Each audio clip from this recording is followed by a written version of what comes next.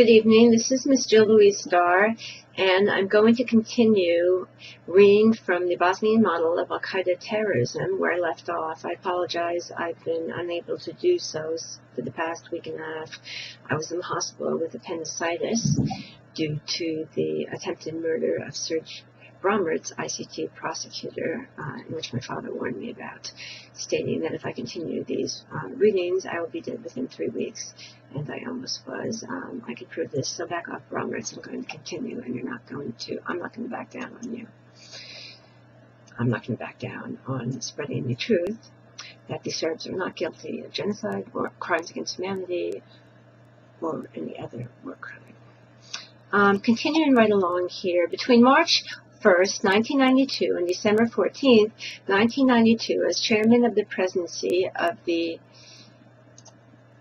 Bosnia and Herzegovina Supreme Command, Alija Izetbegović of the Armed Forces of the RBNH, motivated purely by the idea of establishing a pure Islamic order, not dissimilar to Hitler's World War II objectives in creating a pure German Islamic state, subjugated the Serbian society to Islam, creating an Islamic state, attempting to create an Islamic state in Bosnia and Herzegovina by spreading Islam further. According to Alija Izetbegović's subjective understanding of Islam, Islamic society, state, and order, as detailed in his 1970 pamphlet, quote, The Islamic Declaration, period, end quote, and determined to realize this idea regardless of the cost upon the human cost. Upon the outbreak of hostilities between Serbs, Croats, and Muslims in the early 1990s, during the outbreak of the Bosnian and Herzegovina Civil War, Alija Izetbegović, former president and now dead president of the Bosnia and Herzegovina country, ordered all armed formations, both military and police, and openly encouraged them to murder, torture, behead, and behave inhumanely, turn prisoners of war towards members of the Serbian Republican Army, the VRAS, which they did, contrarily to the rules governing war in the Geneva Conventions on the Treatment of Prisoners of War, dated 1948. Organizing the printing and distribution of the pamphlet titled, quote, Instructions to a Muslim Fighter, end quote, tens of thousands of copies, over 20,000 to be exact, of which were distributed only to the units of the ARBNH 3rd Muslim Corps.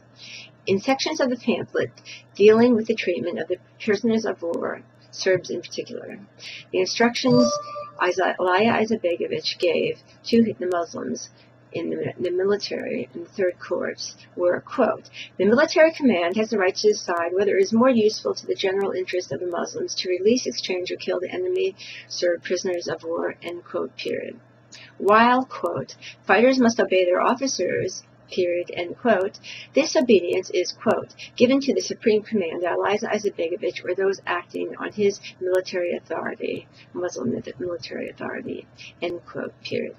Upon being informed of such actions, Alija Izetbegović, former president of Bosnia and Herzegovina, deliberately failed to take legal actions against the perpetrators or punish them in any way that committed crimes against humanity, genocide, and war crimes against Serbs, the VRS, in the Serbian army, which were fighting for their people, period. As a result, Alija Izetbegović created a climate in which such activities were considered permissible, and in this manner were encouraged, period. He tolerated this behavior because, in his judgment, this behavior contributed to the creation of a pure Islamic state, not dissimilar, as aforementioned, to Hitler when he said, quote, I have 3 enemies, 1 Jews, 2 Serbs, and 3 Roma, and also homosexuals and the weak and disabled of society, period, end quote. In addition,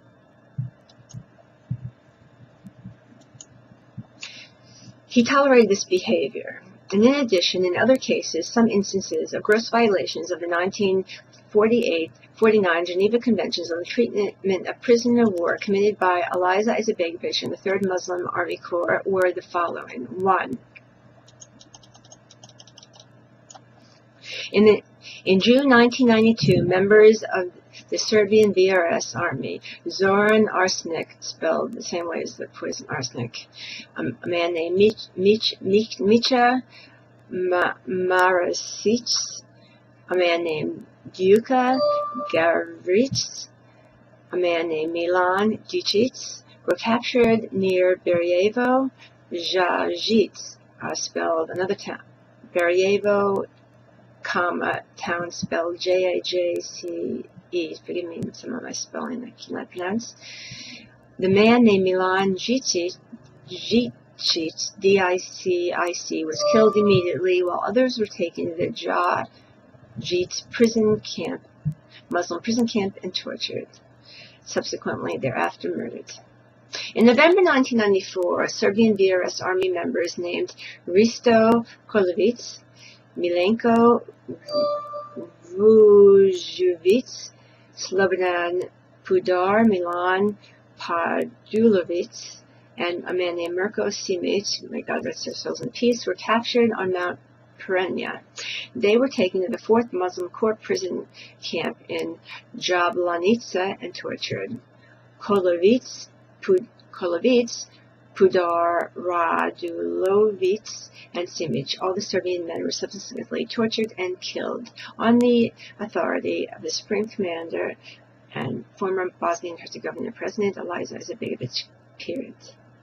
Now, these are war crimes, crimes against humanity, and genocide committed by Muslims and their Al-Qaeda associates, Osama bin Laden, which was in Bosnia and Herzegovina during the early 1990s, in Kosovo in 1999, and the Croats, in fact, who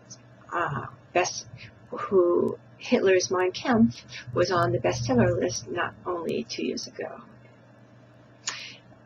Moving right along. In the night between August 5th and August 6th of 1992, Serbian VRS army member Savo Subotic was captured, tortured, and murdered by a blunt object to the head. In late August 1992, near the I'll spell it, town Trovrh relay tower in Gorazda County, Serbian VRS army members named Bosko Lasica, Djoko Lasica, Njegos Silio, Kojo Vukovic, Budo Todorovic, Brano Todorovic, Tijo Radovic, and Ratko Klacar, spelled K-L-A-C-A-R, were captured and taken to the silo in Kopachi, Gorazda, and tortured. Under torture, Klacar committed suicide. May God rest his soul in peace. Horrific war crime. The other prisoners were shot point blank. Now, a question to ICT prosecutor Serge Bramritz.